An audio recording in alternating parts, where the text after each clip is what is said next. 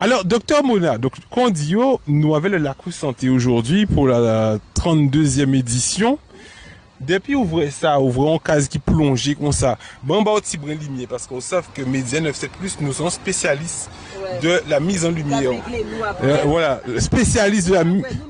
Voilà, exactement. Tous les Guadeloupéens qui, dans le monde entier, Guyanais, Martiniquais, continent africain, Caraïbes, tout qui regardent nous.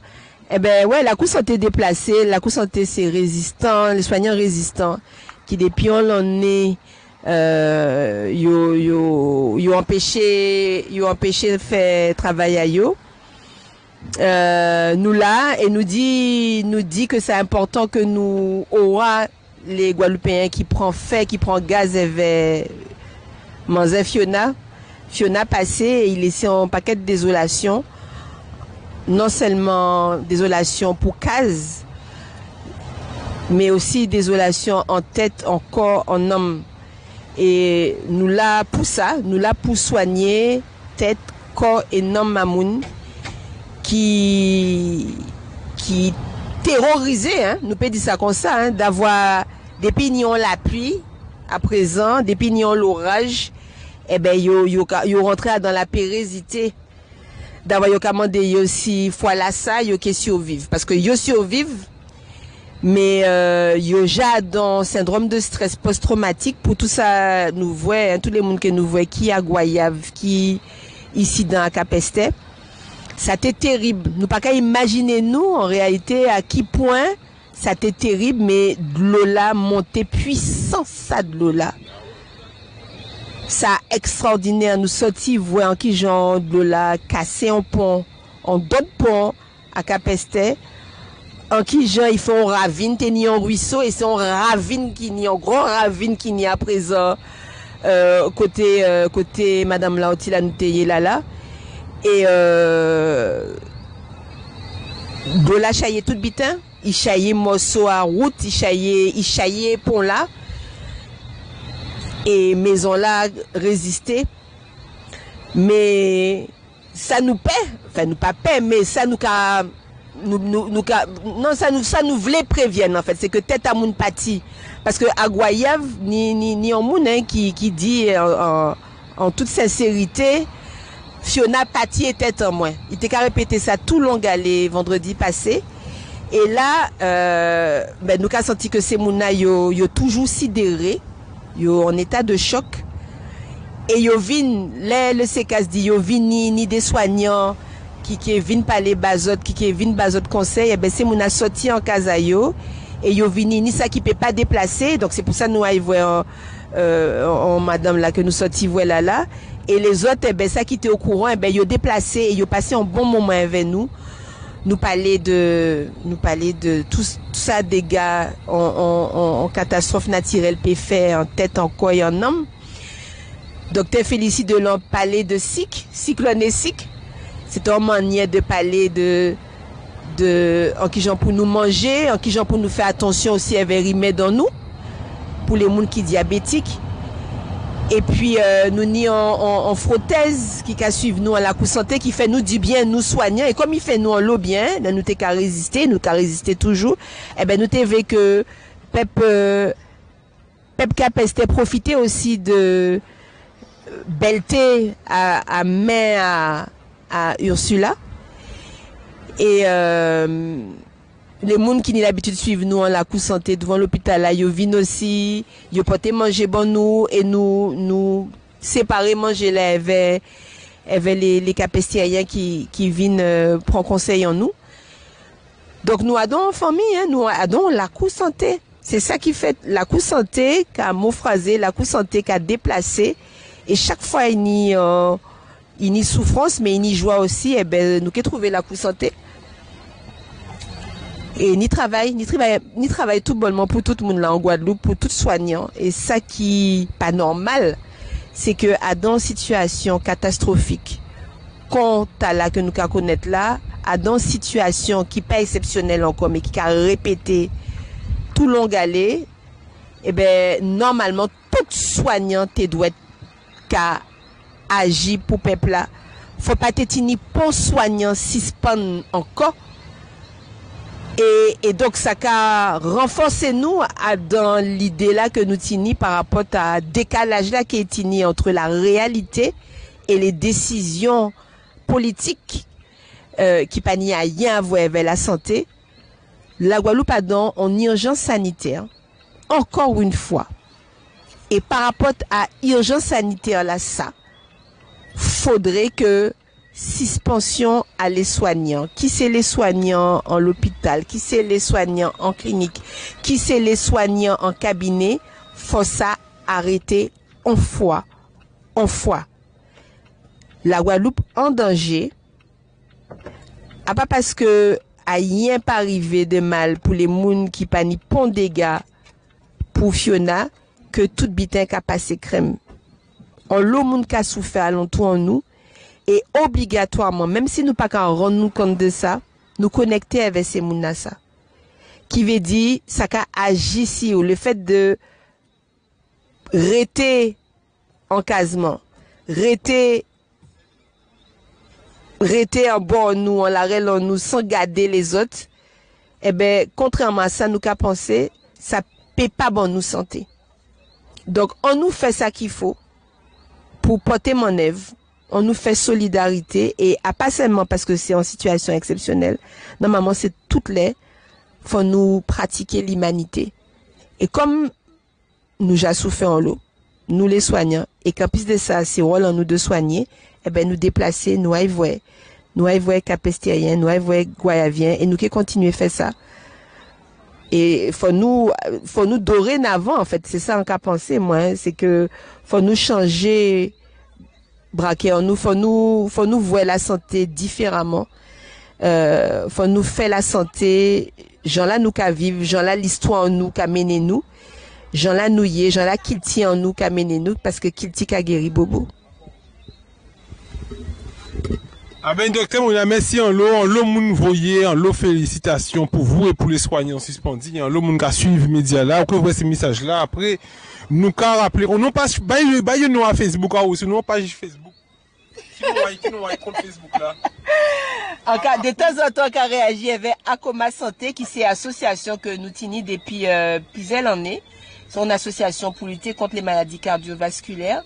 Et avec l'association là, ça, ben, nous ni l'habitude, hein, justement, à voir moun dans les communes pour parler de maladies cardiovasculaires. Donc, c'est tout naturellement que dans la cour santé, ben, nous qu'a fait même bitin, mais nous qu'a fait même plus que ça, d'avoir nous qu'a considéré mouna dans toute dimension, hein, dimension culturelle, hein, dimension anthropologique, hein, dimension génétique, hein, dimension épigénétique, hein, tout ça, c'est la santé.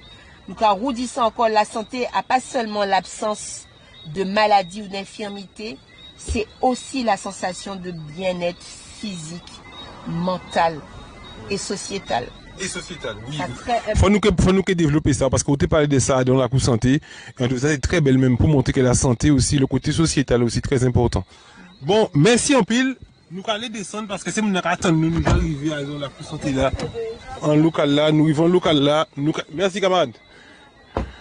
Donc nous arrivons Milanouye, on dit là les amis, Milanouye, nous devons caisse générale de la sécurité sociale, c'est là que nous arrivons. Les pinceaux, la cour santé, effectivement, nous ni docteur, nous ni docteur, pour encore oublier non, et non d'autres docteurs qui là, nous ni les infirmiers, les infirmières qui là, nous ni M. Denis de Lumozo à connaître. Nous ni tous les camarades qui là, nous ni Kémé aussi qui était là avec nous aujourd'hui là, nous tout le monde nous qui là, tout le monde nous ni Madame Georgette aussi qui était là avec nous aujourd'hui là, nous ni aussi Neg Marron Pikanga qui là aussi.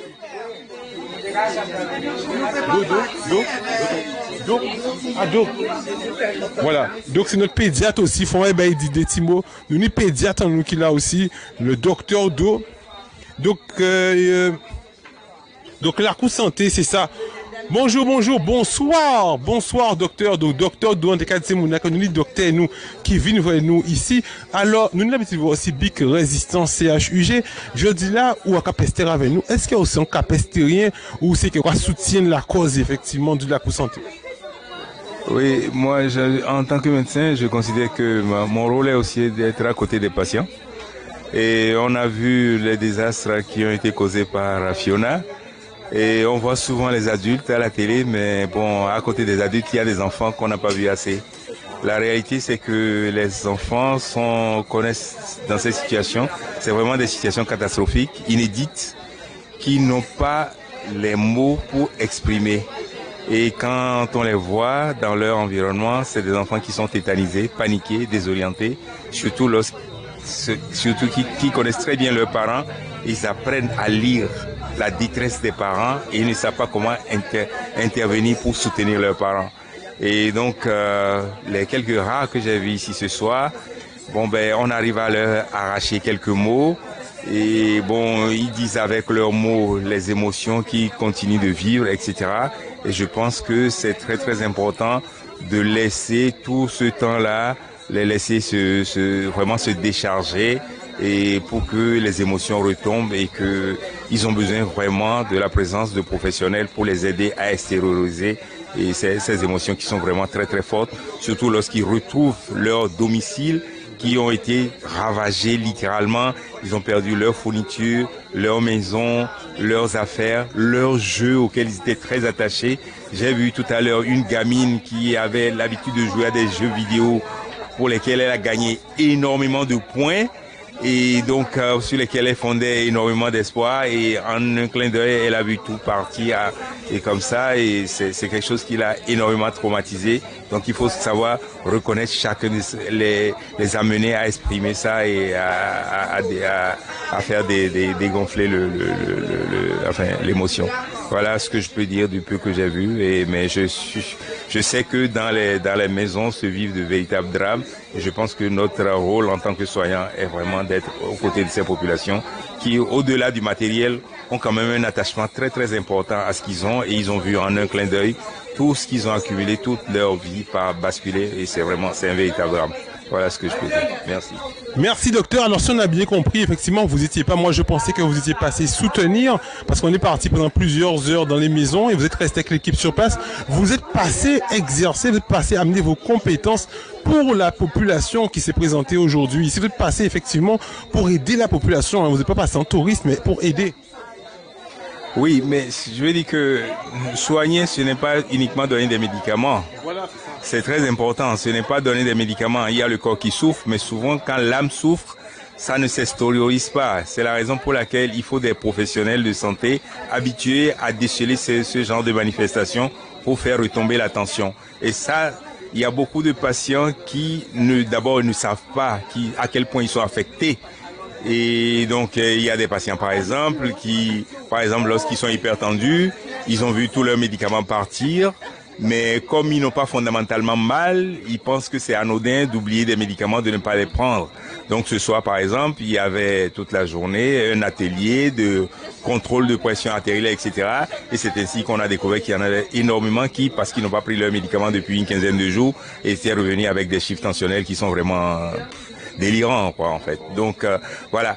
Donc, tout ça, s'il n'y a pas des professionnels de santé qui s'approchent suffisamment de cette population pour les aider à exprimer ou à déceler ces causes, on laisse les gens vraiment au-delà du dénuement matériel, dans un dénuement sanitaire qui est quand même assez préoccupant. Voilà ce que je voulais dire. Et je pense que c'est la moindre des choses, notre contribution au-delà de ce qu'on fait dans les cabinets. Si on arrive à rentrer dans les domiciles pour essayer de déceler ces cas-là, je pense que ce sera toujours un plus pour la population. Voilà ce que je voulais dire. Alors, aller dans les domiciles, ça me fait penser dans un Lacou Santé, il y avait un de vos confrères qui, effectivement, que vous étiez là ce jour, vous avez salué, qui expliquait que ça faisait de longues années qu'il allait au domicile. Il y avait une réelle relation entre le médecin de quartier, il me semble, c'était le mot qu'il avait dit, qui venait, qui allait jusqu'à l'enterrement, du début jusqu'à l'enterrement de ses patients. J'étais bien là ce soir. La réalité, c'est que la médecine a beaucoup changé depuis lors. Depuis lors, il y a eu des ordinateurs, il y a eu des échographes, il y a etc. Et donc, il y a eu des centres et il y a surtout eu des centres hospitalo-universitaires. Et donc, c'est ainsi que nos villes ou bien nos villages en périphérie ont connu ce désert médical que nous déplorons tous. Donc on n'a pas cette proximité, on a de moins en moins cette proximité du médecin avec la population et donc ça amène à nous interroger sur le type de médecine qu'on veut au 21e, 22e siècle, etc. Et même si la télémédecine se développe de façon plus ou moins balbutiante, je ne sais pas dans quelle mesure elle parvient vraiment à déceler ces cas-là. Mais toujours est-il que vraiment, la réalité est que les médecins que nous sommes et les soignants, la médecine telle que nous l'exerçons aujourd'hui n'arrive pas à pousser loin ce type de proximité avec les patients. C'est la vérité. Voilà. Merci docteur. Merci docteur pour le temps que vous nous avez accordé, pour toutes ces informations, ces bonnes informations. Donc les amis, on va devoir plier bagages, même si les bagages sont déjà pliés. Donc on va devoir rentrer aussi, ou du moins prendre la direction de chez nous, parce qu'on a plusieurs dizaines de kilomètres, une centaine de kilomètres pour entrer effectivement chacun chez nous. Donc c'est comme ça que on termine effectivement ce 32e Lacou Santé. 32e Lacou Santé. Je sais pas si je peux me permettre, mais comme je vais essayer d'oser de demander à Ursula comment s'est passée effectivement sa journée. Parce que quand j'ai vu Ursula, elle était avec son premier patient. Elle était avec son premier patient et depuis... Alors Ursula, tu étais avec ton premier patient qu'on a fait l'interview ce matin et ensuite on est parti, on est allé dans les domiciles. Comment s'est passée cette journée au niveau? Parce qu'on a beaucoup parlé de toi par contre. Hein. Ah oui, on a beaucoup... Ah oui, nous dit, nous masseuse en nous, fauteuses en nous, de le Lacou Santé. Alors, comment s'est passée cette journée pour toi? Eh ben, très bien, je vais dire. Il y a une dame qui est venue me voir parce qu'elle avait un problème au niveau des jambes, du genou. Donc, je lui ai fait un petit massage détente au niveau des jambes, suivi d'un enveloppement. Et elle est repartie. Franchement, elle a été bluffée parce qu'elle me dit, on lui donne un traitement et tout, elle suit, mais elle voit pas l'amélioration. Et là, dès que j'ai mis l'huile, j'ai posé. Elle m'a dit, oh, mais tu es en train de poser l'huile, je sens déjà un effet. J'avais pas encore massé, j'avais juste mis l'huile d'une certaine façon et elle sentait déjà les effets. Elle a appelé sa fille quand elle a fini la séance, elle a appelé sa fille, elle lui a dit viens, il y a quelqu'un qui va remettre ton épaule en place. Donc sa fille est venue, elle m'a dit qu'elle revient du sport mais qu'elle a mal à l'épaule et est-ce que je peux regarder pour elle? Ben effectivement, je lui ai fait un petit massage au niveau du dos, de la nuque et de l'épaule. Et elle a beaucoup apprécié parce qu'elle me dit, c'est vrai que de temps en temps, quand on dort, on a tendance à dormir peut-être du même côté. On a tendance à faire de faux mouvements, on s'en rend pas compte dans le ballon de la chose. Et elle se rend compte qu'elle fait vraiment de faux mouvements régulièrement. Et cela cause justement ces douleurs au niveau de l'épaule. Mais en fait, c'est l'épaule qui a mal, mais on s'est rendu compte que c'était au niveau de la nuque. Et donc là, je lui ai fait son petit massage. Et là, elle était contente parce qu'elle a dit, du coup, elle a bénéficié de massage grâce à sa maman qui a insisté. Et elles sont reparties toutes les deux détendues. Elles ont pris leur temps pour s'occuper d'elle. Et ça, c'est important aussi. C'est vrai qu'on court tous après ce temps. Mais grâce au Lacou Santé, on apprend aux gens justement à prendre du temps pour eux, à être à l'écoute d'eux et surtout à découvrir aussi nos pratiques. Et ça, c'est très intéressant puisqu'on est dans un cadre, on est là pour eux. Donc, on est là pour les écouter et on est là pour les prendre en charge. Donc, ça fut vraiment une journée, je dirais, une après-midi agréable dans le sens où on a apporté un baume au cœur à ces personnes qui, du jour au lendemain, ont tout perdu. Et ça vaut de l'or, franchement. Merci Madame Bellon. Donc voilà les amis. Donc voilà, donc le Lacou Santé, ils sont en train de travailler, hein, ils sont en train de préparer, voilà, débriefer. Bonne soirée à vous. Et rendez-vous peut-être à plus tard.